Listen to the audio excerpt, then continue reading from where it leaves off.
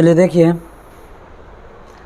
हमारा जो भी चैप्टर चल रहा है वृत्त से संबंधित क्षेत्रफल चैप्टर चल रहा है, जिसमें अभी तक 25 क्वेश्चन पढ़ाई हो चुका है। 22वां नंबर क्वेश्चन प्रॉब्लम है। 22 नंबर क्वेश्चन क्या है? सबसे पहले 22 नंबर क्वेश्चन हम समझते हैं। क्वेश्चन कह रहा है कि एक गोल छल्ला है जिसकी बाहरी गोलाई की त्रिज्या, जब ये यहाँ पर बाहरी गोलाई लिखा, इसका मतलब है कि इसमें भीतरी गोलाई भी देगा। जब दो गोलाई होगा तब ये लिख रहा है कि बाहरी गोलाई की त्रिज्या। कह रहा है कि बाहरी गोलाई की त्रिज्या 8 सेंटीमीटर है। कितना है? 8 सेंटीमीटर है। उसके बाद कह रहा है कि यदि छल्ले का क्षेत्रफल 88 मीटर स्क्वायर है, 88 वर्ग मीटर है, तो उसकी भीतरी त्रिज्या ज्ञात कीजिए। क्वेश्चन एक बार और समझिए। क्वेश्चन कह रहा है कि एक छल्ला है जिसकी बाहरी त्रिज्या कितना है? 8 मीटर है। उस छल्ले का क्षेत्रफल 88 मीटर स्क्वायर है, तो कह रहा है कि उसका भीतरी त्रिज्या क्या होगा, यही आपको बताना है। आइए सबसे पहले एक चित्र के माध्यम से समझते हैं। मान लीजिए कि ये आपका छल्ला है, ठीक है, ये हुआ हमारा केंद्र। ये जो आप देख रहे हैं इसमें छल्ला किसको बोला जाता है? तो ये जो आप देख रहे हैं, ये जो पोर्शन आपका है, इसी को क्या कहा जाता है? छल्ला कहा जाता है, ठीक है। क्वेश्चन कह रहा है कि इसका बाहरी त्रिज्या क्या? बाहरी त्रिज्या यहाँ तक होगा, ये वाला बाहरी किनारा। कह रहा है कि इसका बाहरी त्रिज्या 8 मीटर है। कितना है? 8 मीटर। और ये जो छल्ला है इसका क्षेत्रफल 88 मीटर स्क्वायर है। तो क्वेश्चन कह रहा है कि बताइए ये जो दूरी है यानी कि भीतरी त्रिज्या है, कितना आएगा, ये आपको बताना है। आप याद कीजिए, इस टाइप के क्वेश्चन को हम बनाए हुए हैं। जब इस टाइप के क्वेश्चन को हमने बनाया था तो उस समय क्वेश्चन का क्या डिमांड था? उस समय कह रहा था कि अगर बाहरी त्रिज्या कुछ है, भीतरी त्रिज्या कुछ है, तो ये जो बीच वाला पोर्शन है इसका क्षेत्रफल निकालिए। इस क्वेश्चन को सॉल्व करने के लिए हम करते क्या थे? तो इस क्वेश्चन को सॉल्व करने के लिए हम बड़का वृत्त का क्षेत्रफल निकालकर और फिर छोटका वृत्त का क्षेत्रफल निकालकर बड़का वृत्त के क्षेत्रफल में से छोटका वृत्त के क्षेत्रफल को क्या कर देते थे? घटा देते थे। सेम वही काम यहाँ पर करेंगे, हमारा क्वेश्चन बन जाएगा। एक क्लास में और आपको बताया गया था कि ये जो बीच वाला भाग है इसको वलय बोला जाता है। क्या बोला जाता है? वलय। चूँकि अभी हमें वलय नहीं पढ़ना है, अगला चैप्टर में या आगे जो क्वेश्चन आएगा जब वलय का डिमांड करेगा तो वलय का फार्मूला यहाँ पर अप्लाई करेंगे। वलय का फार्मूला कुछ एक्चुअली होता नहीं है। वलय का फार्मूला क्या होता है? तो बड़का वृत्त का क्षेत्रफल माइनस छोटका वृत्त का क्षेत्रफल बराबर वलय का क्षेत्रफल हो जाता है, ठीक है। तब हम उस फार्मूला का यूज़ करेंगे। फिलहाल इसको कैसे बनाना है वो देख लीजिए, ठीक है। इस टाइप के क्वेश्चन को हम कैसे बनाते हैं? तो सबसे पहले बड़का वृत्त का क्षेत्रफल निकालते हैं। वही काम हम अभी भी करेंगे। यहाँ पर लिखते हैं 22 नंबर क्वेश्चन है ये।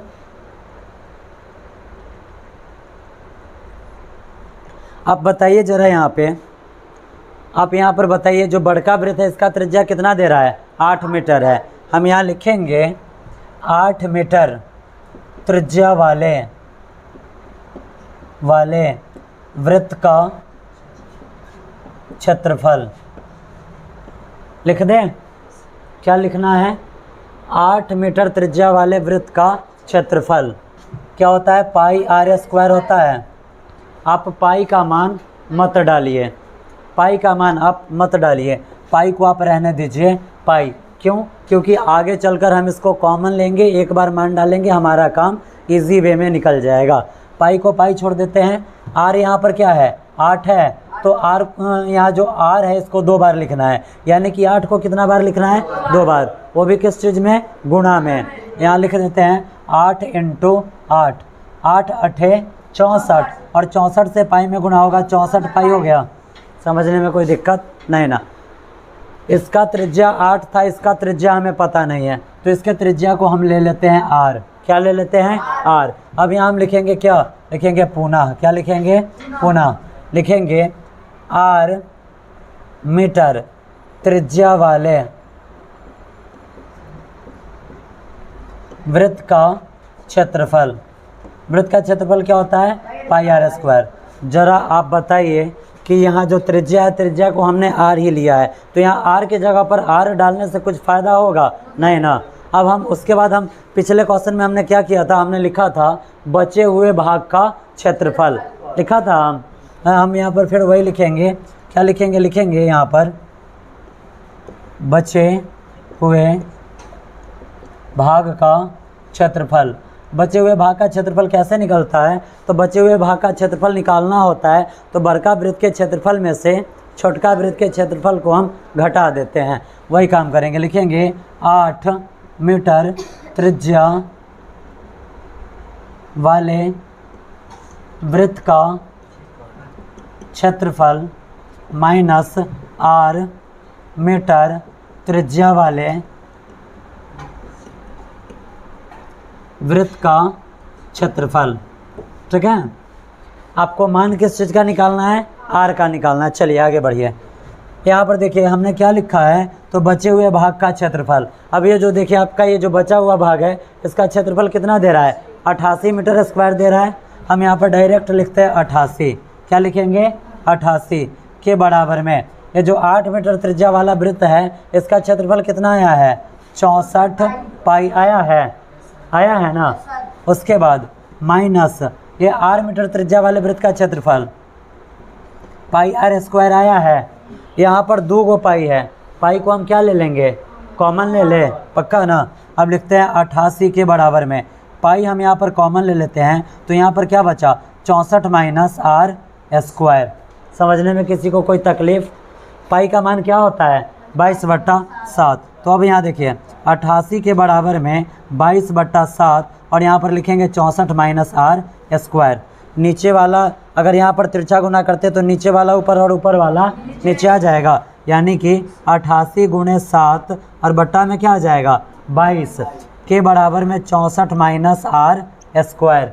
समझने में कोई तकलीफ़ नहीं ना। 22 से 88 क्या मरतबे कट गया? अब देखिए 7 चौका 28 के बराबर में 64 minus r square. R square minus में इधर आएगा तो प्लस में, आर स्क्वायर प्लस में, और यहाँ पर ये 64 है और ये 28 प्लस में उधर जाएगा तो माइनस में, माइनस 28।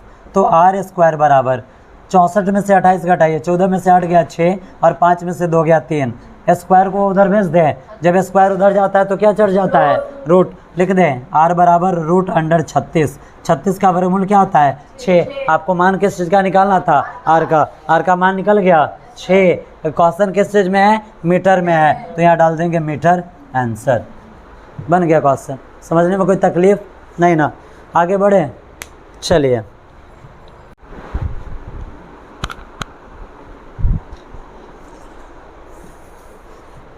देखिए 26 नंबर से जो क्वेश्चन आपको बनाना है, क्वेश्चन का डिमांड कुछ चेंज हो जाएगा।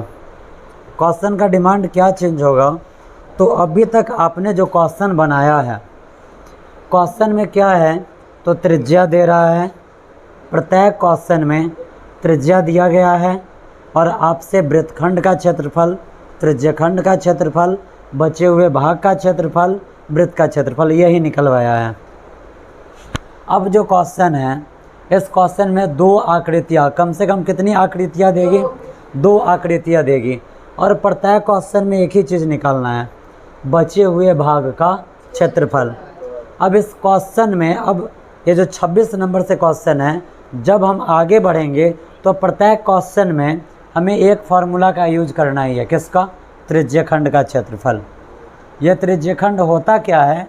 तो त्रिज्यखंड का क्षेत्रफल आपको पढ़ाया गया है θ/360 पाई आर स्क्वायर पढ़ाया गया है।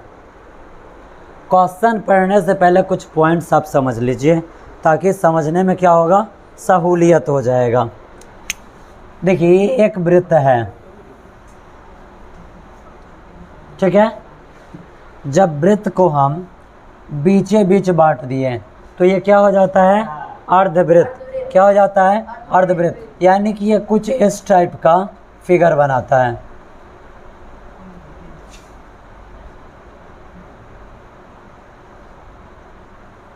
कुल मिलाकर बात यही कहा जाएगा कि जब दो गो अर्धवृत्त को जोड़ा जाता है तो एक वृत्त बनता है। जब दो अर्धवृत्त को हम जोड़ देंगे तो वो क्या बनेगा, एक वृत्त बनेगा।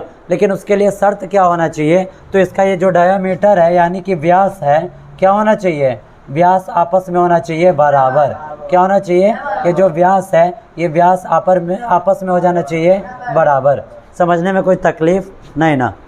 उसके बाद ये जो आप एक वृत्त देख रहे हैं, एक वृत्त में 4 त्रिज्यखंड होता है। कितना त्रिज्यखंड होता है, 4 त्रिज्यखंड होता है। त्रिज्यखंड 4 से ज़्यादा भी हम निकाल सकते हैं, ठीक है। फिलहाल हम त्रिज्यखंड छोड़िए, यहाँ पर हम बात कर लेते हैं चतुर्थांश का। किस चीज़ का बात कर लेते हैं,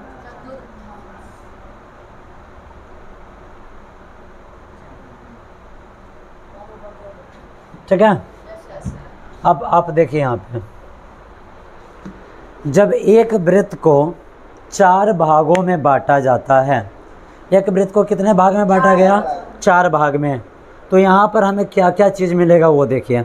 सबसे पहली बात कि एक वृत्त था, हमने इसको 4 भाग में बांट दिया। इसके प्रत्येक भाग को हम अंश कहेंगे। क्या कहेंगे, अंश। यह किस चीज़ का अंश है, तो वृत्त का। और ये जब हम एक अंश का बात कहेंगे तो ये 4 गो भाग में का एगो भाग है, 4 भाग में का ये एक भाग है। तो इसमें का प्रत्येक भाग क्या कहेगा, क्या कहलाएगा, तो इस वृत्त का प्रत्येक भाग चतुर्थांश कहलाएगा। क्या कहलाएगा, चतुर्थांश। जब एक वृत्त को 4 भाग में बांटा जाए तो प्रत्येक वृत्त में यहाँ जो कोण बनता है 90 डिग्री का। कितने डिग्री का, क्यों 90 डिग्री का बनता है, तो एक वृत्त जो होता है, एक जो वृत्त होता है इसके अंदर जो कोण बन पाता है वो 360 डिग्री का बन पाता है। जब 360 को हम 4 भाग में बांटते हैं तो हमें कितना मिलता है, 90 डिग्री मिलता है। इसलिए इसका प्रत्येक कोण कितना डिग्री का हो जाएगा, 90 डिग्री का हो जाएगा। जब इस चारों चतुर्थांश को जोड़ दिया जाए तो ये क्या बनाएगा, एक वृत्त बनाएगा। क्या बनाएगा, एक वृत्त बनाएगा। एक वृत्त बनाने के लिए शर्त क्या होना चाहिए, तो इस चारों, ये जो चारों चतुर्थांश है सबका त्रिज्या आपस में क्या होना चाहिए, होना चाहिए ना, सबका आर आपस में हो जाना चाहिए बराबर। समझने में कोई दिक्कत नहीं ना। अब जो आगे आपसे क्वेश्चन पूछेगा, किस टाइप का क्वेश्चन पूछेगा वो देखिए। आगे का कुछ क्वेश्चन का झलक हम आपको दिखा देते हैं, बना कर भी बताएंगे। अब आपको कहेगा कि एक चतुर्भुज है, क्या है, एक चतुर्भुज है जिसकी प्रत्येक भुजा, एक चतुर्भुज है जिसकी प्रत्येक भुजा 5 सेंटीमीटर है। कितना सेंटीमीटर है, 5 सेंटीमीटर है। 5 सेंटीमीटर अगर प्रत्येक भुजा हुआ तो वैसा चतुर्भुज जिसकी सभी भुजाएं आपस में बराबर है क्या कहलाता है, वो वर्ग कहलाता है। क्या कहलाता है, वर्ग कहलाता है। अब क्वेश्चन कहेगा कि ये जो चतुर्भुज है, चतुर्भुज के चारों कोण पर 2 सेंटीमीटर त्रिज्या का वृत्त काटा गया। क्या काटा गया, 2 सेंटीमीटर त्रिज्या का वृत्त। यानी कि एगो वृत्त यहाँ पर, एगो वृत्त यहाँ पर, एगो वृत्त यहाँ पर और एगो वृत्त यहाँ पर। काट लिया गया, काटा गया ना। त्रिज्या इसका कितना कह रहा है, 2 centimetre, 2 centimetre, 2 centimetre, 2 centimetre, 2 centimetre, 2 centimetre, 2 centimetre और ये 2 सेंटीमीटर। ठीक है। ये जो वर्ग है, वर्ग का प्रत्येक भुजा कितने सेंटीमीटर का है, 5 सेंटीमीटर का।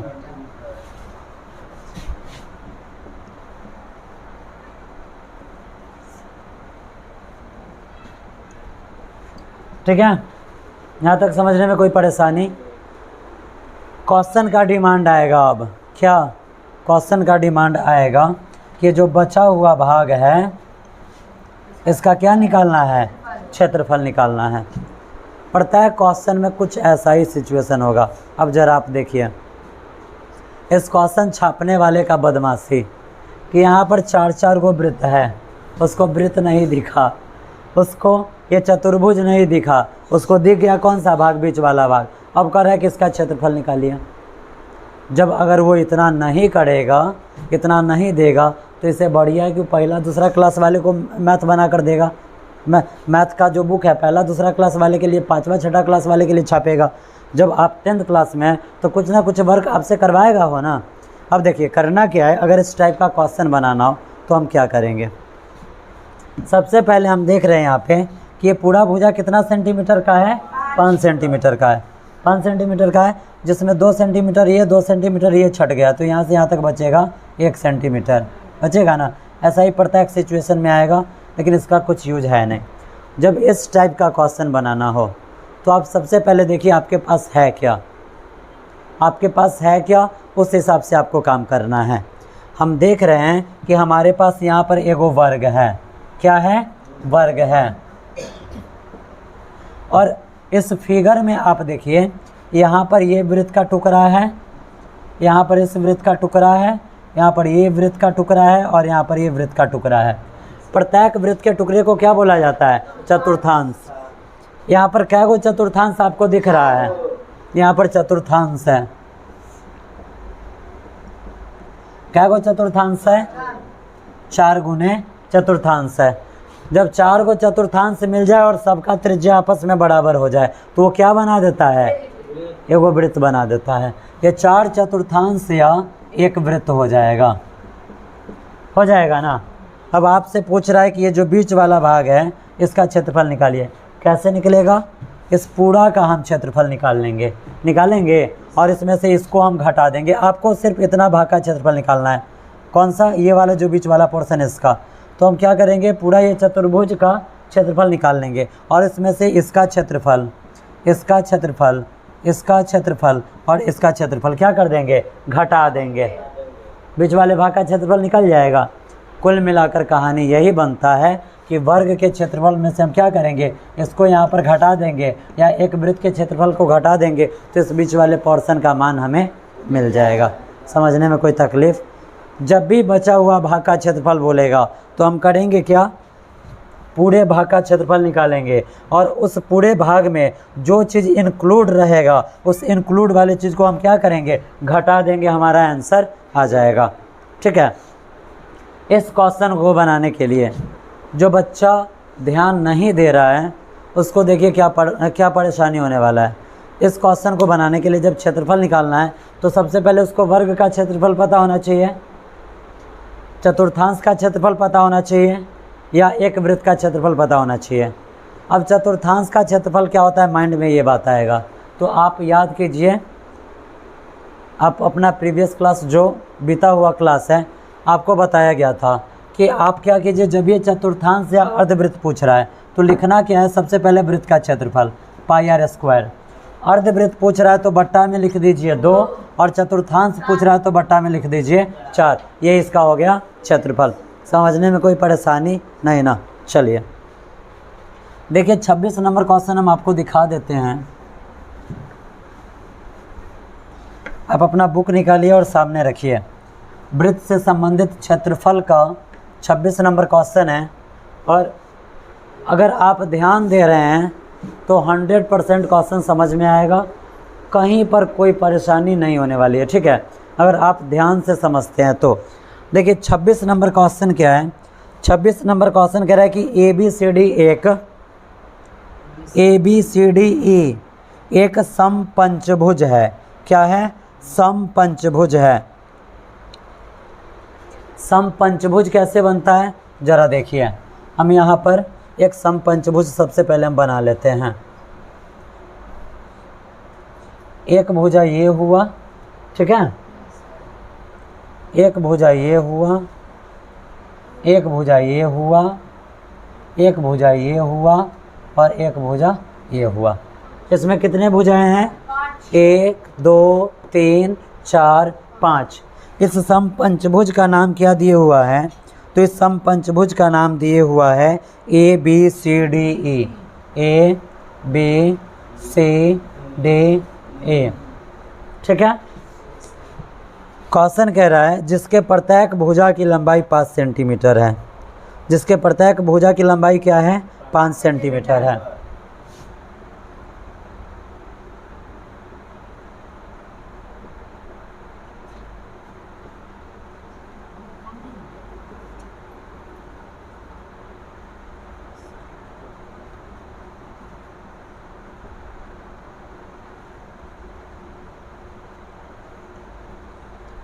देख लिए, प्रत्येक भुजा की लंबाई कितना है 5 सेंटीमीटर।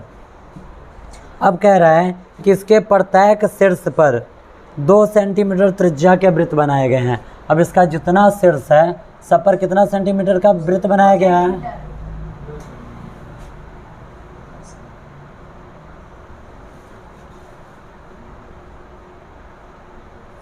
बन गया। त्रिज्या कितना होना चाहिए 2 सेंटीमीटर।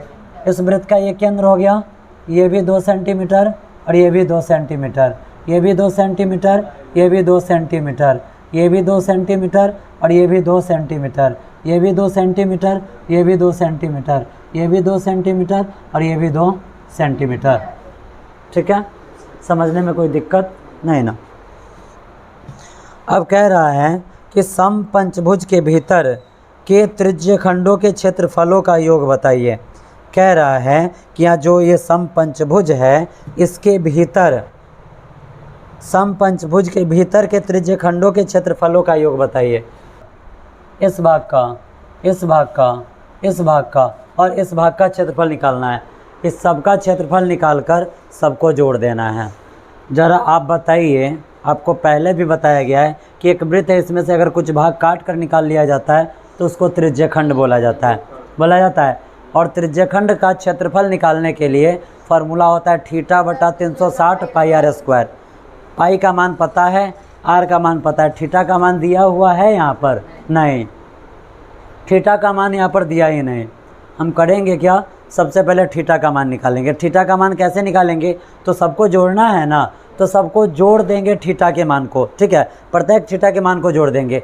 तो थीटा का मान निकलेगा कैसे, तो इसके लिए एक फार्मूला होता है। क्या होता है, तो लिखेंगे ये जो हमारा पंचभुज है तो लिखेंगे समपंचभुज के 26 नंबर क्वेश्चन है, लिखेंगे सम पंचभुज के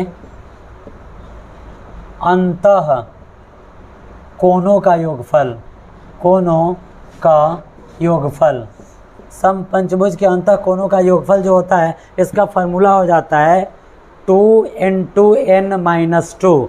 क्या होगा, 2 × n-2। ठीक है, आगे बढ़ें। जब हम आगे बढ़ेंगे यहाँ पर क्या हुआ, 2 × n-2 और गुणा में लिख देंगे समकोण। क्या लिख देंगे, समकोण। 2 × n-2 इंटू में लिख देंगे समकोण।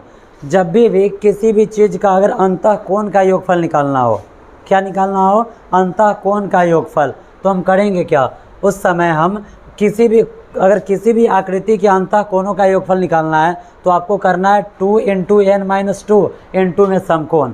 अब ये n क्या होता है, तो ये n हो जाता है भुजाओं की संख्या। क्या हो जाता है, भुजाओं की संख्या।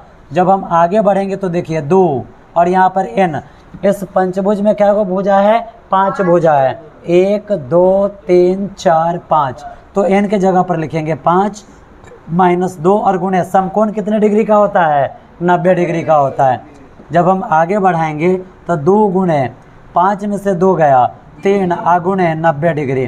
देखिए 2 तिया 6 और 6 नमा 54, 540 डिग्री। ये जो निकला ना 540 डिग्री, ये इस सभी कोणों को जोड़कर निकला। क्या हुआ, इस सभी कोणों को जोड़कर निकला।